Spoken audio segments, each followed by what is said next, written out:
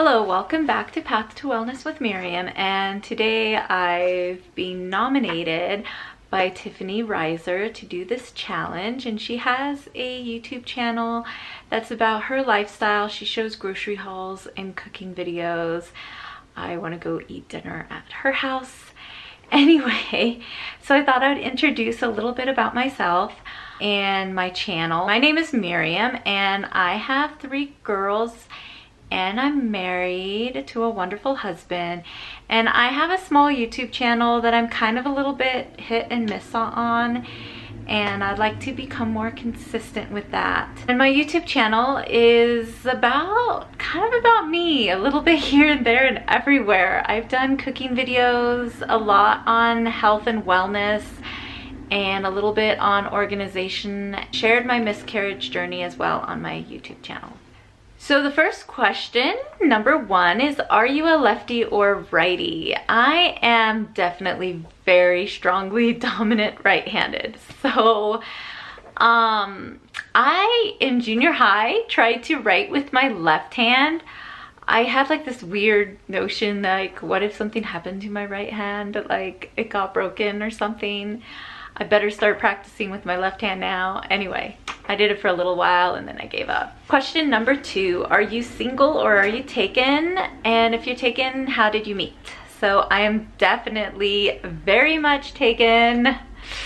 So I met my husband in college, and I met him actually in the school cafeteria first, and we were introduced, and he was just like, you know, an acquaintance. And then he friended me on Facebook, and we chatted back and forth for a little while. And then my roommate set me up for Guy Rad, which is get your roommate a date. And they set us up together to go out, and it was a group event, so we all met like all together, or I think we carpooled, but it was like girls in one car, guys in the other. Anyway, we met up and we just had a fun time. It was at like a little like carnival theme park kind of thing, and I just remember waiting in line, and he asked me like 100 questions, and I opened up and told him like my whole entire life, and he didn't run away. And here we are, like over a decade later, happily married, having our own family, and yeah, we're like together forever. Number 3, name 3 positive traits.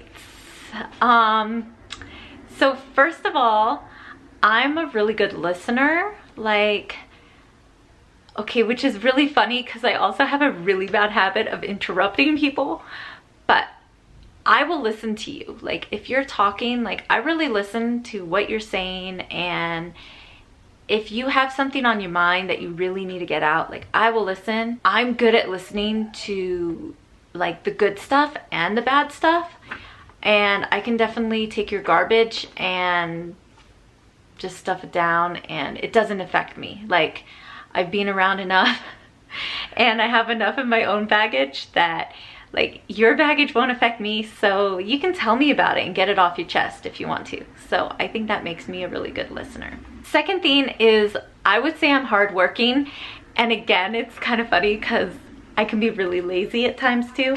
But overall, I'm a really hardworking person. When I get into the habit of doing certain things, I start doing it all the time. Like recently, I got into the habit of making my bed, and now the bed just has to be made all the time, like every day. Like even if it doesn't get made in the morning, I make it later. I like to cook from scratch. I clean our house pretty much. Like, I keep the kitchen clean. I homeschool my kids. I'm working a lot of the time. The third positive trait is that I am loyal. Like, I am extremely loyal. You marry me, you married me for life.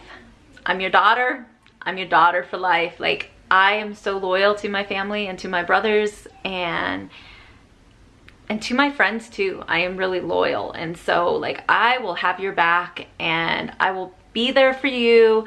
I totally am not one to just throw you away. The fourth one is to name 3 negative traits. First negative trait is that I can be really controlling.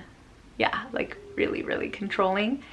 So I'm always fighting against myself, like trying to control my situations, trying to control the people around me, trying to control, you know, everything. And I'm learning to like let go of that trying to control everything. I do it mostly because of fear. Like I have fear of the unknown. I have fear that bad things will happen. So I try to control everything around me, and yeah, but definitely something I'm working on. I can have a hard time giving to other people and also to myself. Like I am not a naturally generous person, and my love language is quality time.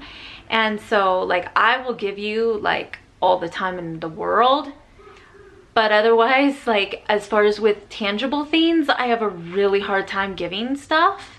And part of it is because I'm kind of anti-consumerism and anti just having stuff and giving stuff just to give stuff.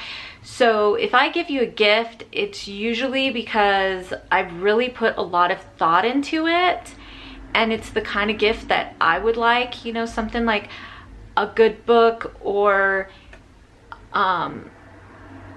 something useful or something edible, something that can be consumed. So yeah, I give lots of edible stuff and stickers and art supplies and stuff to kids because those are my favorite gifts for our family to receive.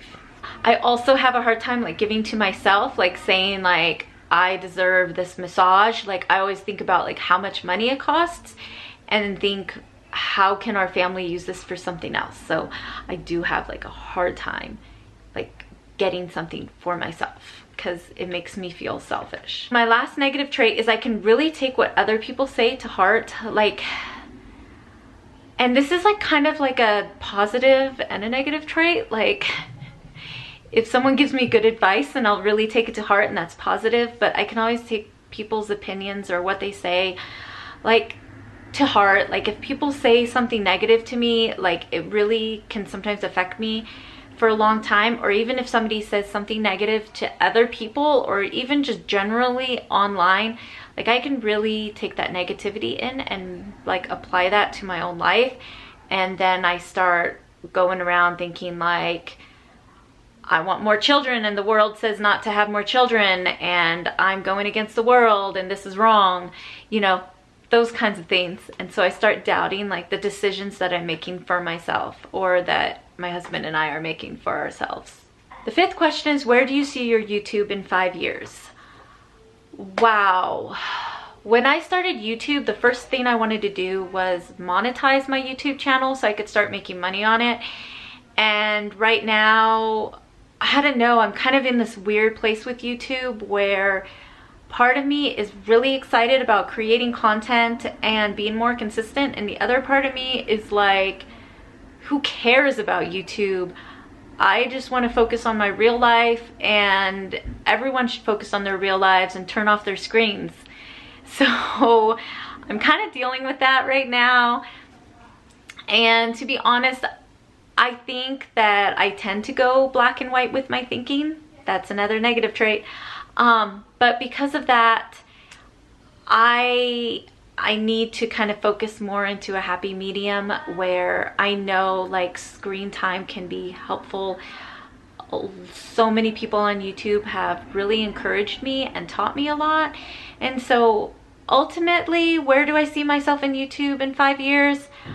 I see myself like being one of those people where people share my channel and look me up and say, hey, this is an encouraging person. This person's real. Miriam's great, and you should watch your channel and be encouraged. Now it's time for my nominations. This one was a hard one. I watch quite a few YouTube channels, and some of them are like really big channels. I know if I nominate them, like it'll just get lost. Anyway, I think I'm supposed to tag people, which is hard because I'm not on Instagram. So I'm going to have to figure out how I can contact all these people that if they're not watching my video. Anyway, you know what I mean. This is difficult not being on Instagram. Anyway, but I stopped that for a bunch of different reasons. First person I nominate is Diana from Catholic Stories. Her YouTube channel is quite amazing. I'm Catholic. If you're Catholic or just want to hear some cool Catholic stories, like her channel's for you. She shares everything about like Jesus's life and the life of the saints and other cool Catholic stories. They're quite uplifting, and she manages to dig and find things that are not just like well-known facts among Catholics. So her channel's pretty awesome. My second nomination is Vaughn Family Farm. I know the Vaughns in real life, which they are pretty cool people. And they live on a little farm in Tennessee now, and they have a YouTube channel where they share about like their farm life and their animals and their Azure standard hauls, which it's basically where they order their food because they don't like going to the normal grocery store. Anyway, it's really cool. They have really cute kids too, so go check out their channel. My third nomination is Teresa Elling. She's actually a family friend, and Teresa Elling has a small YouTube channel as well, and she shares about organizing and having a peaceful home and decorating, and she also shares parenting advice, and her channel is pretty awesome. I've only watched like a few of her videos, but it's really nice and aesthetically pleasing, even though she's a really small channel. My next one is a little bit bigger, but would still be a small YouTuber, called To Cultivate. And again, I forget her name, but anyway, she's a mom. She has a bunch of kids. They recently moved to Japan, and she shares about homeschooling and grocery hauls on her channel. And I especially like her channel because she has a lot of gluten and dairy-free grocery hauls. Last nomination is Grace and Grit. I've been watching Grace and Grit for a number of years. She is also a homeschooler, has 4 children, shares about fitness and eating, grocery hauls, and homeschooling content. And she's probably the biggest channel of the ones I nominated. Her channel is really neat. She's also a Christian, and her channel is just really encouraging, and she stays very real on it. I hope you enjoyed this video, and if you have any more questions for me, post them down below. And thank you, Tiffany Reiser, for nominating me. This was a fun video to shoot, and it's a fun one to watch as well. So if any of you have done this video because you've already been nominated, be sure to comment down below so then people can check out more. I hope you have a great day. Bye.